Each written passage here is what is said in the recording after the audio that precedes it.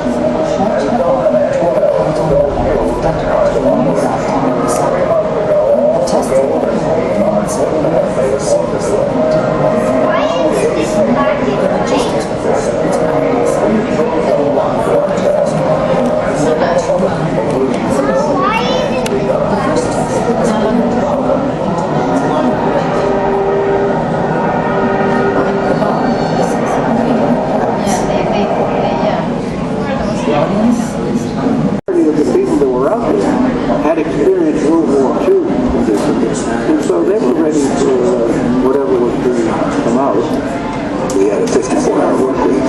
It was 9 hours a day for 6 days a week, but we played hard. We had one fellow that he had his guitar with him, and we were all gathered at his guitar. I could sing some songs, watch stories, and that sort of thing. We ate together, we went to the rec hall together, we went to the ball games together. There was a family of contractors, DOD people, laboratory people. It truly was a community.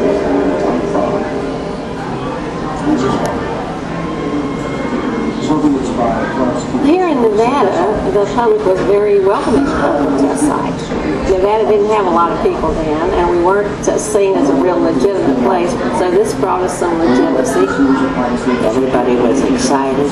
You know, every time there was a test, they knew about it.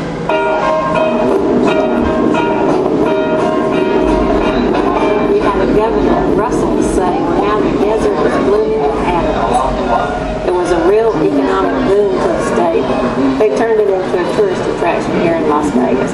They had a Miss Atom Bomb beauty pageant. You had them playing the Atom Bomb boogie in some of the casinos. I think the whole town really supported what was going on. In fact, it became quite a source of amusement for people to be able to go out there and see it. The message was we need to have nuclear testing in order to protect democracy, and the public believed it.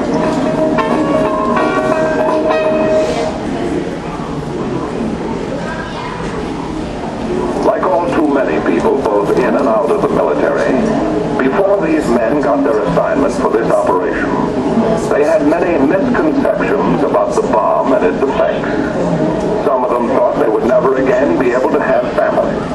Some of them expected to glow for hours after the bomb went off. Many of them were afraid. They had never taken the time to learn the facts about what to do in case of atomic warfare. These men have been indoctrinated in what to do when the bomb goes off. Everyone kneel down in your foxholes until the command raise has been given. If you stand up too soon, the intense light will temporarily blind you, and the heat will give you the equivalent of a severe sunburn. 5, 4, 3, 2, 1,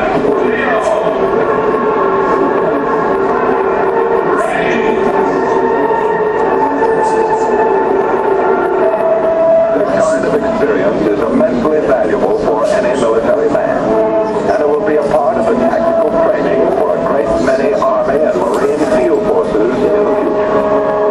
In the minds of many of the men, there was doubt and fear before. Now there is confidence. We made it, and so can anyone else who goes through this kind of operation. 3 months ago, all the gold in Fort Knox wouldn't have made us want to do it. Now we wouldn't take anything for the experience. We've proved a lot to ourselves, and to a lot of other people who need to know it can be done. And we're proud of it.